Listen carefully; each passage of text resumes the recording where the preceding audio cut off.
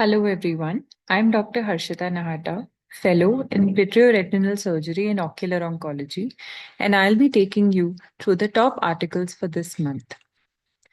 Starting with the first one, which was done on macular capillary non-perfusion in eyes with stable laser-treated proliferative diabetic retinopathy. The purpose of the study was to assess visual function and OCT angiography changes over 12 months in PRP-treated stable eyes with PDR and macular capillary non-perfusion. It was conducted in a single center in United Kingdom. The participants had stable laser-treated PDR in at least one eye with macular capillary non-perfusion and a BCVA of more than 20 by 80 on logMAR. Changes in BCVA, low luminance visual acuity, and OCT angiography metrics were studied over 12 months. The study included 63 participants and 88 eyes. The mean age was 57. The FAZ area deteriorated over 12 months. However, there was no association found between a loss of 5 or more letters at 12 months and any baseline FAZ parameters. To conclude, this study found that the FEZ area deteriorated over 12 months in eyes with stable laser-treated peripheral retina and in eyes with macular capillary non-perfusion. Visual loss was uncommon and more prevalent in eyes with decreased SVD at baseline rather than FEZ parameters. The next study was done to report the outcomes with in-office suprachoroidal viscopexy for acute rhegmatogenous retinal detachment. It was done as a retrospective case series conducted in Canada with primary acute rhegmatogenous retinal detachments who presented with retinal tears that were reachable within the current in-office viscopexy technique in temporal or nasal retina. Suprachoroidal injection of 0.6 ml of sodium hyaluronate, 2.3%, at the break location using a 30-gauge needle with a custom-made guard, leaving 1 mm of the needle exposed. Laser retinopexy was applied around the break once reattachment was achieved. The primary outcome was anatomic reattachment rate with viscopexy and recovery of function and anatomic integrity. The results were studied in 6 patients, wherein 2 were female and the mean age was 52 years. A dome-shaped suprachoroidal buckle was present in all cases after procedure. 5 of the 6 patients achieved anatomic reattachment with no retinal displacement or outer retinal folds. The viscoelastic persisted in the suprachoroidal space, and the retina remained attached during the entire postoperative follow-up period. To conclude, the outcomes of these 6 cases suggest that viscopexy may offer durable retinal reattachment in RRD cases. Moving on to the third study, which was done to study the prevalence, features, and outcomes of type 1 neovascularization in eyes with angioid streaks, secondary to pseudoxanthoma elasticum, and to introduce a clinical classification based on multimodal imaging. This was a retrospective longitudinal cohort study done in 85 patients with angioid streaks secondary to pseudoxanthoma elasticum. The prevalence of type 1 neovascularization, visual acuity, and risk of exudation was studied. The results showed that the type 1 neovascularization was identified in 76% of the patients. These lesions often originated around the disc at the site of Brooks membrane dehiscence and followed the path of angioid streaks extending to the macula in 80%.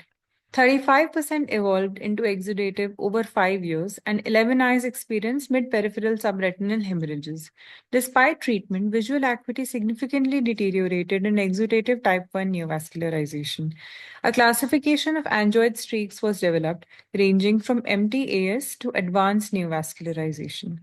To conclude, type 1 neovascularization predominates in angioid streaks. Although predominantly non-exudative, its progression correlates with substantial visual impairment, similar to the deficits observed with type 2 neovascularization. The fourth study was done to determine the ultra-widefield fluorescein angiographic characteristics of patients with mild familial exudative vitreoretinopathy or FEVR who had been confirmed to have pathogenic variants of autosomal dominant genes of FEVR. This was a single center observational case series done in 37 patients with mild FEVR from 27 families who had pathogenic variants of the Norrin B-catenin genes. The controls consisted of 32 family members who had been confirmed not to carry the pathogenic variants. 64 ultra-widefield fundus angiography images from the patients were compared with 60 ultra-wide field images from controls. The relative length of temporal retina to the peripheral avascular retina was determined. The cutoff ratio of relative lengths for a clinically significant avascular retina or CSAR was associated with the autosomal dominant FEVR. The main outcome was presence or absence of 6 peripheral vascular changes, which included CSAR, V-shaped vascular notch, brushy vascular ends, vascular stain, loop vessels or anastomosis, and capillary telangiectasias. The results showed that patients with autosomal dominant FEVR had more frequent retinal changes than controls for the V-shaped vascular notch, brushy vascular ends, CSAR, and vascular stain. However, loop vessels, anastomosis of peripheral vessels were found significantly less frequently in the patients than in controls. No significant difference was seen for capillary telangiectasias. To conclude, combination of V-shaped vascular notch, brushy vascular ends, and CSAR can be used as biomarker for patients with autosomal dominant FEVR who have pathogenic variants of the Norrin B-catenin genes. The next article studied macular changes in adults with history of premature birth. The purpose was to characterize changes in the macular structure and vascularity seen in premature birth adults. It was a retrospective review of adult patients with a history of premature birth not requiring treatment for ROP, as well as healthy controls. Swept source OCT angiography scans were analyzed for various parameters related to macular structure and vascularity. The results were studied in 34 eyes, wherein prematurity was associated with vascular changes on ocular OCT angiography. These were decreased foveal avascular zone area, decreased foveal avascular zone circularity index, and decreased superficial capillary plexus vessel density, and decreased deep capillary plexus vessel density. Prematurity was also associated with structural changes like shallow foveal pit depth, decreased cube average thickness, and increased central subfield thickness to cube average thickness ratio. In conclusion, this is the largest published series of ocular OCT angiography changes for premature birth adults. Even without a history of ROP treatment, premature birth is associated with multiple changes to the macular structure and vascularity that persist into adulthood. These include a smaller, more irregularly shaped FAZ, decreased juxtafoveal vascular density, and a shallower foveal pit. Moving on to the next study, wherein sub-ILM foveal hemorrhage under tension was studied, OCT biomarkers predicting macular hole formation after submacular hemorrhage were studied.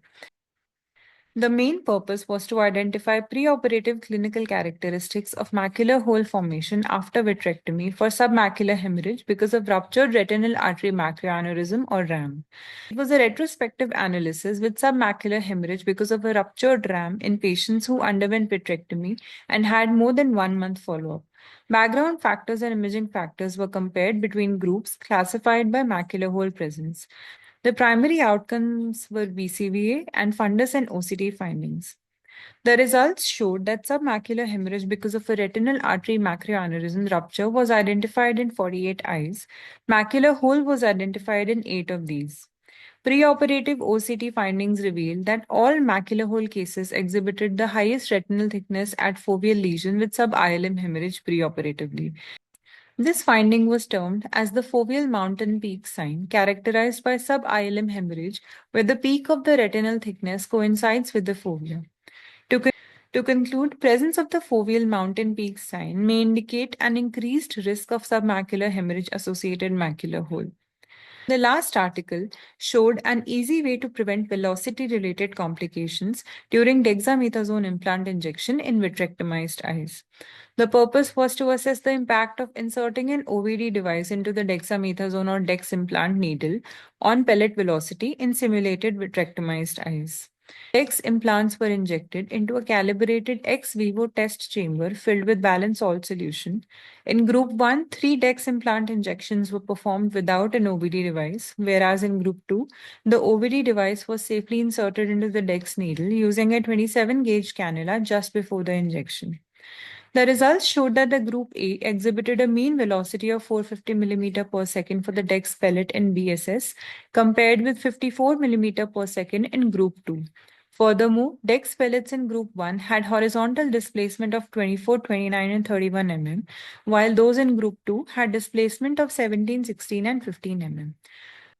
To conclude, injecting an OVD device into the DEX implant needle significantly decreases the velocity of the free pellet in balanced salt solution by 87.8%. This modification may help prevent potential velocity-related complications linked to the DEX implant in vitrectomized eyes. Thank you, everyone.